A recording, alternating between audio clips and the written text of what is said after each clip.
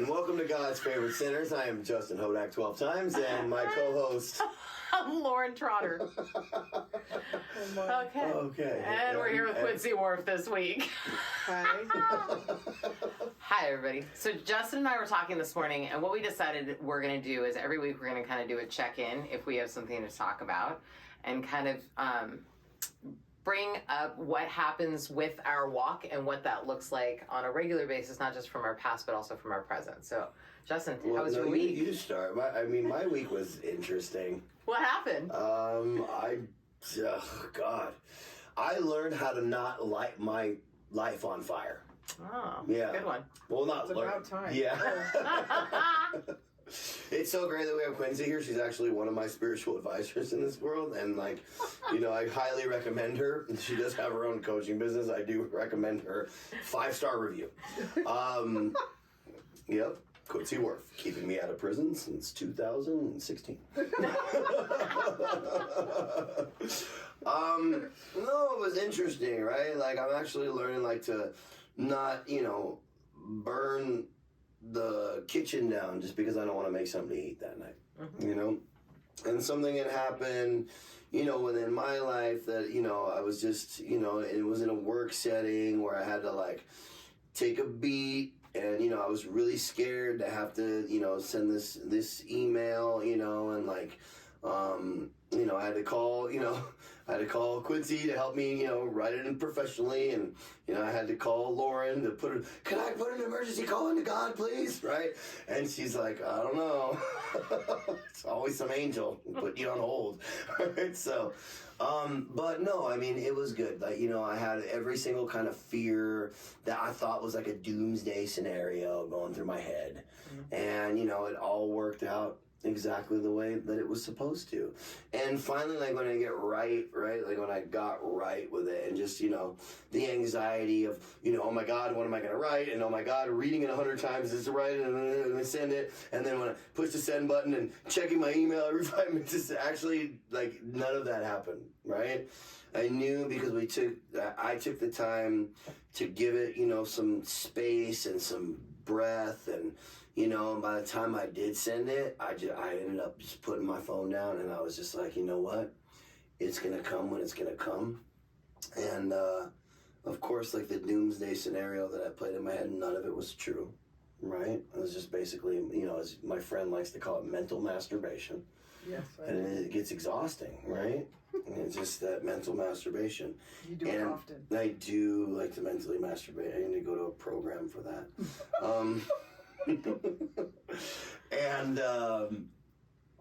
And yeah, and I learned something. What did you learn? I learned that when I step out of it, right, and I go to, I have to hear God talk through other people sometimes, right? Because sometimes my head's so loud I can't get the direct line, right? I have to hear him talk through, my friends and my peers and people I consider family. And that once I slow down and I just give it to God and being okay no matter what the outcome, because the truth of the matter is no matter what, just today, I'm fine. I'm perfectly fine, right? And I also have to remember that life can change in the blink of an eye, right? Sometimes for the bad, but a lot of times for the good, right? How I just got back to LA a month and a half, it was very quick. Very, very quick, right? God, hey, it's God. Mom, I've been waiting for your call for 6 months, right? Jesus, you came at just the right time, right? It's just okay, you're going to LA, huh? It's like that book you were talking about, right? The Outwitting the Devil book, right? Love that book. Time for Philadelphia. Yes. Go to Philadelphia, take all the money, only borrow $50, wait for further instructions. It's huh? Right? I love that story, right? Right. And so, I just learned to take a beat, not to come in guns blazing, which is huge for me. And no matter what I think is going to be the outcome, even if it would have been the outcome, it probably wouldn't have been a doomsday scenario, right? So what did I learn? Patience, faith, and just reliance. That's what I learned this week. I I like it. Yeah? Yeah. Are you proud of me? I'm very proud of it. Yeah, okay. Lauren's proud. So it actually goes into my week, though, interestingly enough, which was similar in the sense that, so I have a lot of transitions happening currently, right? So I am currently slowly ending one business. I'm starting this nonprofit. I've got the book going. I've got this going. I've got all these new things happening. And in that, there's a lot of transition. And a lot of that is my financial transition. And so I've lost a lot of income in the last couple months. And there's a lot of like waiting for God's provisions to come to me, right? Is kind of where I'm at. And this week was definitely one of those weeks that was such an interesting experience of faith, which we talk about all the time when it comes to this stuff. And it was happening at the same time that Justin was going through his stuff. But my Amex card, I meant to have it only take the minimum out, and it took my entire balance out, which is normally what I have. So it drew my account negative $2,500. And I was like, whoo, that's interesting. I haven't had my account go negative in a long time. And in that, there was, move around money and do this stuff and whatever, and it was fine. And then later that day, I got a phone call out of nowhere that I wasn't expecting whatsoever. And someone called me and asked if I would be interested in coaching someone for a lot of money, being paid at 6 months at a time up front. But the thing about that was so amazing is it wasn't about whether or not I get the job. It was that reconfirmation that God can change everything in an instant. Do you know what I mean? Like, that was the thing. And like, I don't know if I'm going to get the job or not. And I hope that I do. And that'll be great. And that would fix all kinds of things financially. But it was that moment of like, God can move mountains. Like, things can change in an instant. And that's the same thing that you were talking about. And I say all the time, I'm willing to lose everything to glorify God. Like, that is my whole jam, is that I know that as long as I'm in alignment with God, there is a peace in my life, regardless of what my finances look like, or my relationship looks like, or my kids look like, or my life looks like. Like, there is a peace that I have in my life because of my faith, right? And whatever you want to call that, doesn't matter. And that was what it was, is it was that like in an instant things can change. And that I'm willing to, continue this path regardless of what the circumstances look like, in the faith that things will change. Well, can we just have a moment for God for a second to be like, okay, ex-homeless drug addicts, shopping cart pusher, now, my Amex is overdrawn my bank Totally, account. these are my worldly problems. My Amex, can we just stop? My Amex is overdrawn my bank account by thousands of dollars. I think that's the gift in that, what you just said, right? Like, well, what's nice is the bank account used to cover the Amex, right. But this month it's not. So I love it. Whatever. And the last 2 months, like, I didn't know where rent was coming from, and somehow on the third, God decides to provide the money each month. And it's one of those, like, I don't have a concern about it, though. There used to be that time when I'd wake up every morning and be like, and like have that anxiety and like I can't breathe. And it's been a long time since I've had that, and that's a blessing in itself of just being in the process. Yes. The magic check with a return. Oh, Dad calls it my magic checks from God. The return address, heaven. All right, so that's our update. Yeah. So how was your week? Here we have Quincy. Hi, hello. Well, it's funny in regards to what you were just talking about. Like, I have that same thing. Like, I don't, you know what I mean? Like, I'm in transition as well. I'm changing from one industry to another, building my coaching business, and money's coming in, not as steadily as I would like, but whatever I've needed has been provided. And I have that attitude of, if I just suit up and show up and do what's in front of me, that everything works itself out. And my job is just to do the work and not worry about the results, right? And I always believe that everything's going to be okay, because everything is okay. It's even when it wasn't okay, so it thought people are dying, things are happening, horrible things are happening, I was still okay through all of those transitions. And the thing that's interesting about having that attitude, right, is that you typically attract opposites to you, right? And so my fiance, my partner, is very much the opposite, and very much comes from an attitude of scarcity versus where I come from a complete attitude of abundance. So our arguments are usually about him fighting for his limitations to believe in scarcity versus my attitude of, it's going to be okay. We'll figure it out. It'll be fine. Is it happening at the moment? No, it's not happening at the moment. So why are we fighting about something that's not actually happening? Like, those are the kinds of arguments that we have. But being in a relationship with somebody who has the complete opposite view of you, you know what I mean, or allows that fear chain to take them for a ride, you know. It's interesting. It can be definitely challenging to a relationship. It can even be challenging to my own beliefs every once in a while. But for the most part, I always went out because I'm not willing to be miserable, which is, pretty great. And he and I had one of those fights this week, strangely enough, about the wedding. Not strangely enough, right? And so it was, we're getting married in a month for all of you in Viewland. Congratulations. And, and the way we see things and how things should be done are very different, And, he's a rule follower. If we set this line in the stand, you don't cross that line. Whereas I'm like, you could have really erased this side, or let's just move this side over here, because it's not, I don't know, for me, living in God's world means living in the gray, right? And living outside of God's world means living in the black and white, because that's where the control starts, right? That's where the control happens. And, but it's also about learning how to let other people live in that place and not need them to believe what I believe in order to be harmonious with them. So that's been my challenge for the week. Well, I think that's a challenge, though, of living the spiritual walk anyways, because the world, like, in general, doesn't, like, the spiritual realm does not make sense. No. Like, there's total illogical things that happen when you have faith. Right? Like, it's crazy to decide to, like, take a leap of faith is actually a term based on you, like, actually jumping off the imaginary cliff and, like, letting go of the worldly ideas of what things are supposed to look like. Correct. Right. And that was what I was talking to you this week, Justin, about also, is that, like, letting go of what things are supposed to look like, right? Because when you're actually following the faith path, it's more about what God, or whatever you want to call it, is laying out for you, and like doing what's in front of you, what you were talking about, and not trying to control and manage and manipulate things based on our false idea of how we'll feel safe. Well, not just the false idea, but like the character defects, right? Like that I love, right? Like when I called her, because Quincy's amazing, like life coach, and like she, like I called her and I'm like, hey, I'm scared, and she's like, all right, let's write down all the scareds.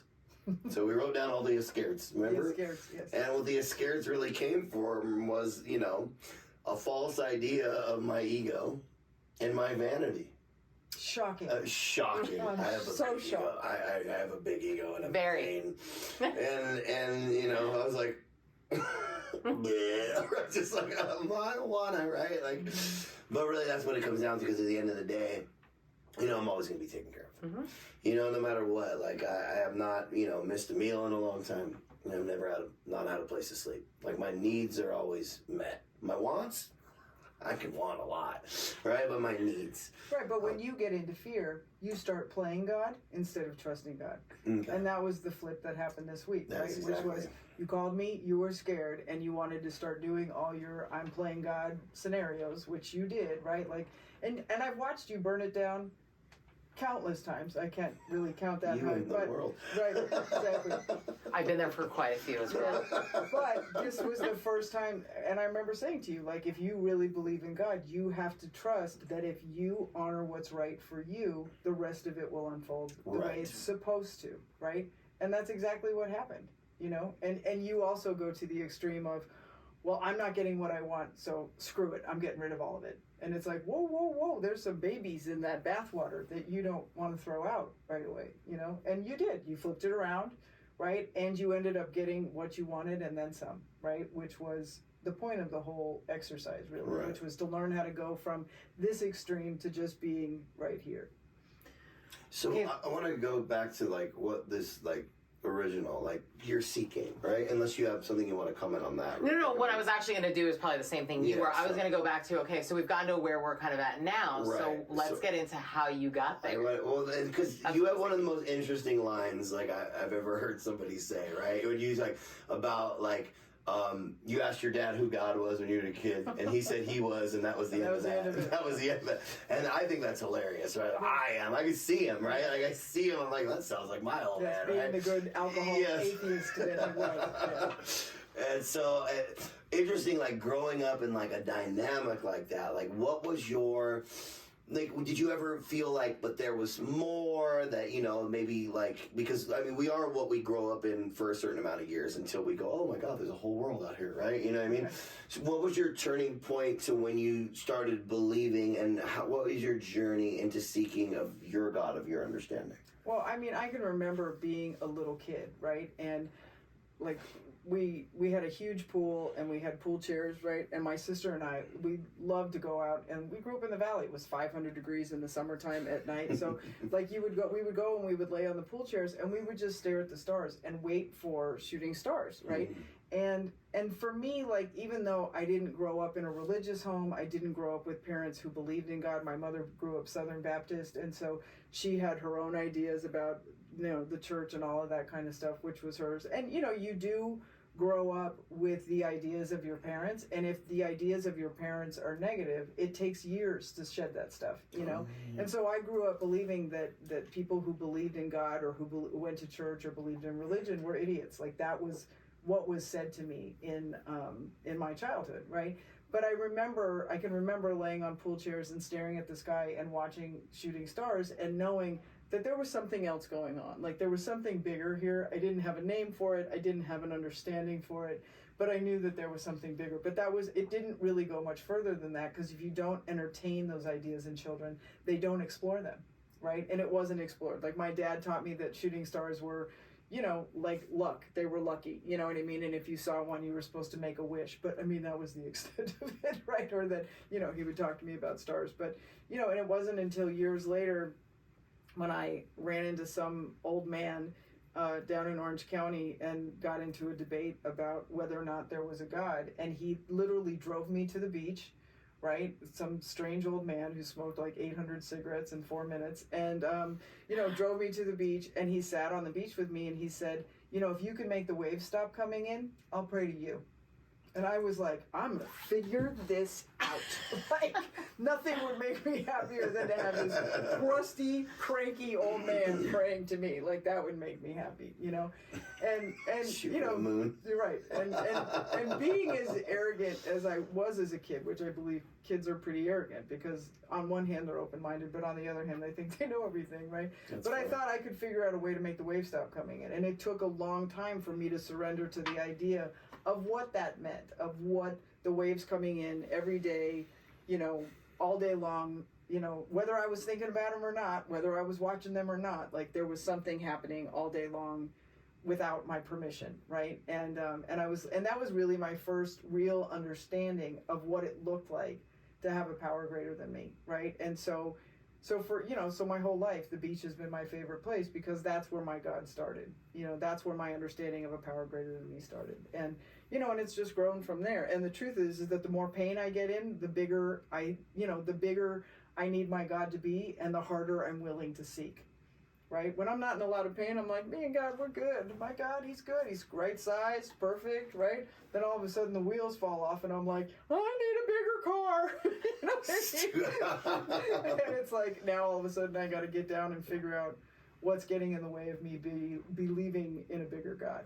Well, I guess that would be the second question too, is so we talked about seeking when you found it, but what brought you to your knees and like really brought God in? Which time? I was going to say, right, like, so the waves is such a great, like, description for just faith in general, right? Yeah. Because it's like this nonstop wave, and like the bottom line. It's just, you know, it's the starting line. And there's like different moments in life that happen that bring in those waves where we think we can stop them. Like, that's the thing about it. And like different circumstances happen, and I'm like, you know what, no, this time I've got it. Like, when I was younger, I had that same thing. Like, pain was my greatest motivator for a long time, and I would run things till the wheels ran off. And like, I mean, I would run it as long and as hard as I could and try everything besides trusting God as much as I possibly could. And then I'd get beaten to a state of reasonableness is really what would happen. And like, today, I'm not willing to feel that pain, right? Like, as much as I can, I actually try to avoid living in my own self-will, just because I know that the outcome is usually not as painless as faith is for me. Well, and it doesn't take as much pain to motivate change for me anymore. Like I used to be, I had to have this much pain, you know what I mean, to get willing to do something different. Now it takes this much, and I'm like, what do I gotta do? You're like, oh, what do shit. I gotta change? Oh, fuck it, I'm out. Yeah, I gotta Stub my toe. right now. Jesus, Yep, I'm take out. it away. You know, totally. And that's usually what it, I mean, that's just because it's become the way I deal with life, right? It's like all life is painful until you find a solution that works. Period. End of story. Over and out. Right. And so, you know, and it's all about how you look at it, right? And so, like, if I'm in a place where I'm coming from a victim mentality, which is all about the world is out to get me and everybody hates me and, you know, everybody wants something from me and blah, blah, blah, you know, there's no God in that view of life. There just isn't, right? God doesn't want anybody to be a victim, right? So the more I turn my victim beliefs around and make them, you know, God beliefs, right?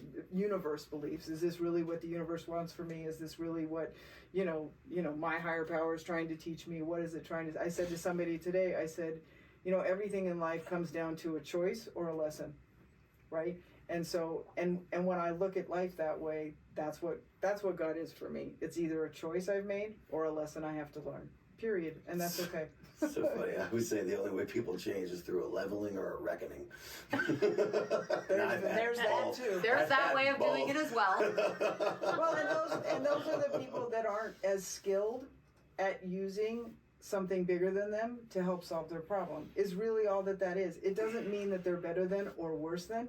You know, I was saying to somebody this morning, actually, my consequences are just a symptom, right? Or my consequences are just flags that there's a bigger problem going on, right? And so depending on how extreme my consequences are, shows me how extreme my problem is, right? So if you have to go to jail, right, which you have, to get surrendered, right, that just shows you... We have to surrender to surrender. That just shows you how severe your problem Right. is. Whereas, like, you know, if you got overdrawn $2,500 on your Amex, right, that just shows you how severe your problem is, right? Like, they're no different, right, except in our reaction. Oh, well, not really. But the only I couldn't pay rent either. Let's just be clear. Yeah, but it's talking about, but that's really about how we deal with it, right? Like, how fast do we get to the solution of it? And the perception of it, right? So it's that 100%. Glass is half full or half empty, and there is a choice. Like, there's always a choice in, you know, every time a client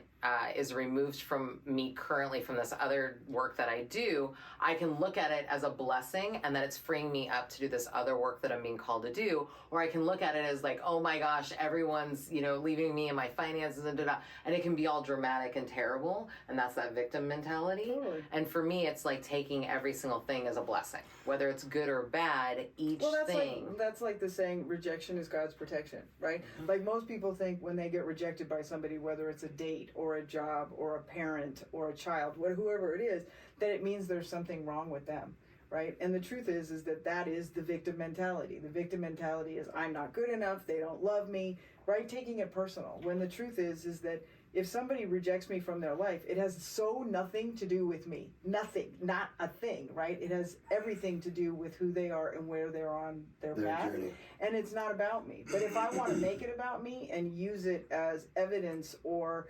ammunition to fuel my victim status, I absolutely will do that. Well, it's so interesting you said, because that's easier said than done with a lot of people. But again, it goes back to practice. And it goes back to how much pain are you willing to be in? Like, if you want to be in pain, by all accounts, you know, rock out and do what you got to do to be in as much pain as you want. But if you're not interested in being in pain, you will find a way to make that a positive, right? To make that about, wait, why am I taking this personal? Why am I making this about me? Is this who my higher power wants me to be? And is this how my higher power wants me to feel? No. Like, I really believe the universe wants all of us to be happy, joyous, and free, right? For a lack of better way of saying that. And if the universe wants that for me, then it wants it for everybody, right? And if it wants it for everybody, who am I to say what that is for anyone, right? But who am I to let anyone get in the way of me experiencing that as well? And for me, you know, like I parent a lot in that same way. Like I always say to my kids, there's consequences for every action that you take. And there's good consequences for good behavior. There's bad consequences for bad behavior. And it's like, how much pain do you want to be in? How comfortable or uncomfortable do you want to be? You know, and allowing people to live their lives is a huge thing. You know, I was having a conversation about that earlier today, that I like to allow people to live their lives. Like I make suggestions when people ask me. I no longer have to tell people what to do with their lives based on what I think they should do with their lives. What I've learned is to give people the space to do what they'd like. Figure out what they need. Yeah, and give suggestions when asked, but it really comes down to live your life the way you want to, because it's an experience that you're supposed to have. And that always comes back, is for me, it's always about like every experience that I have gone through have made me who I am in this moment right here, right now. And for that, I am so grateful. And I don't want to rob anyone from the experience that they're supposed to walk through to get to where they're supposed to go. Exactly. It's what like, was your quote about price of admission? I have no idea. You said you gotta make sure that you make sure the ride is worth the price of admission, or something like that. Something It was like that. something I brilliant. can never remember. I'm it sure. was Very so- profound. I have Yeah, moments moments of where you brilliance that somebody pearls should of just wisdom. You follow gotta me make around sure with a notepad. you gotta make sure that this experience is worth the price of admission, kiddo. It usually never is. Or the It Ferris never is. wheel usually Oh, breaks, yeah, and I'm totally. stuck on the top. Going, Totally. Quincy, get me down! No. That's stupid. I told you not to buy the ticket. Well, that's like my son, right? My son again got busted for smoking pot at school, and it's like, and you know, there's a part of me that could have gone to that place of, oh my God, where have I failed as a parent that I haven't figured out how to get him to stop smoking pot at school? Like, what? Right? Like, it's not Personal. It's not personal. Like, he's not doing it to me, and I, you know, my response to him was, look, dude, I get it, right? I do get it. I said, but you are making choices that are going to make your life more difficult. And I said, so as long as you're clear that that's what you're doing, you know, by all means, do what you're going to do. But just know that it's a choice you're making. Great. So on that, I have a question. So I always think the family dynamic is super interesting, right? And Quincy and I both like know each other's kids, and we've like raised kids together and all of that stuff. And so And they trust me with the kids. Horrifying. They mortified you last time we left They you. did. I was like, oh my God, I gotta get away. Our kids scared Hodak. So there's that. But like the spiritual realm with your kids. So that's always an interesting one, right? Because for me, like my daughter is not a believer. However, she believes in my God and my faith in my God. Right? She kind of borrows my God the way Hodak borrows my God. You know, like right now with our circumstances being what they are, like one day she was like, are we going to be homeless? And I was like, no, I don't know if we'll stay in this home, but I know that God's got a plan. And I asked her, I said, but do you believe that my God will take care of us? And she was like, I believe that you believe our God will, and I have faith in your God. So I always like to ask, like, what is it like at home in the spiritual realm, like with your kids? And we already talked about your fiance, but, you know, what that looks like and how that comes into play. Did you tell them that you were God and that was the end of that? I did, actually. I did, and you shall mind me, young children. No, The words of our fathers. Right. No, it's actually really interesting. You know, my ex-husband, who is the father of my children, he's a Orthodox Greek, right? And, you know, whatever that means, I'm not really sure. But he goes to church. You know, he goes to a non-denominational church, and, you know, and he made the kids go with him. And, you know, the kids would go with him because they had to, but they didn't really, and they would go to Sunday school and do all that stuff, but they didn't really understand what was going on. And because they were raised with me as well, who did not believe in going to church, and taught them things like, you know, you can find God anywhere. Like, you don't have to just go to church to find God, you know, was probably really confusing for them. And the truth of the matter is that, you know, my kids have been exposed to both ideas, right? They've been exposed to the church idea and the stability of what that looks like. And they've also been exposed to my spiritual beliefs and what I believe, and that, you know, I can watch the waves come in and feel just as spiritual as somebody probably does sitting in church. And so, you know, part of what I've said to them is like, you know, don't judge your dad, because they get, you know, Nicholas at one point got really angry and said, I'm not going to church anymore. That's it. It's over, right? And Tom was devastated. I was just like, I don't know, I didn't have anything to do with that, right? But what I did say to him is I said, you don't have to judge that that's what your dad does. I said, I can appreciate not wanting to go. I said, but at some point in your life, you may find that that's an avenue you want to explore. And I said, so don't be closed-minded to everything, because it's a harder fight once you do. I have a comment on that, but it's a perfect example of when it's being shoved down your throat as to the invitation to what someone else believes. Yes. Right? It was like, you needed to do, right? Which a lot of religions get a bad rap for that, right? But when you invite into the conversation, like God's favorite sinners.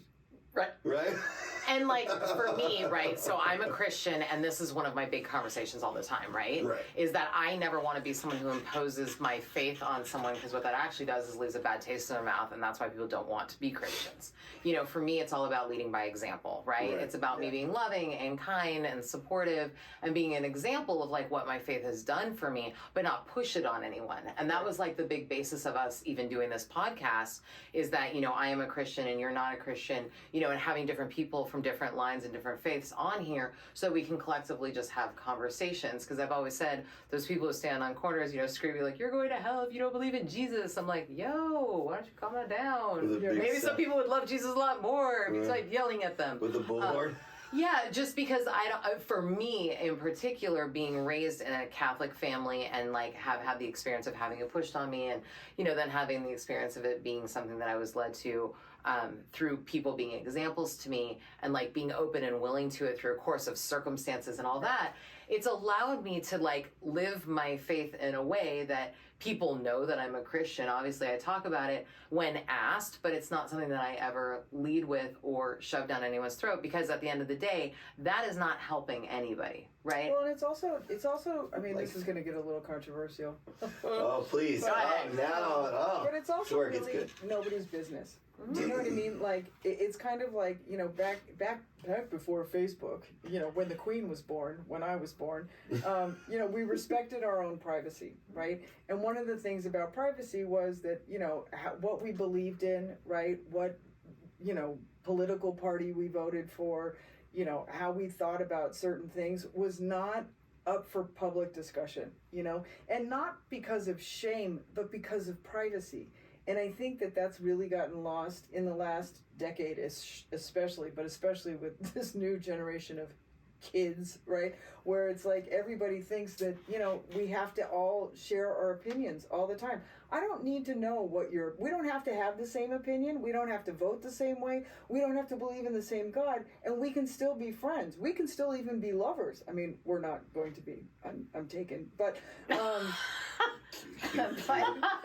cue the music. There could be so much to say right there. But at the same time, it's like, you know, even with especially with the God thing, it's like, just because this is what I believe and that's what you believe, nobody's wrong.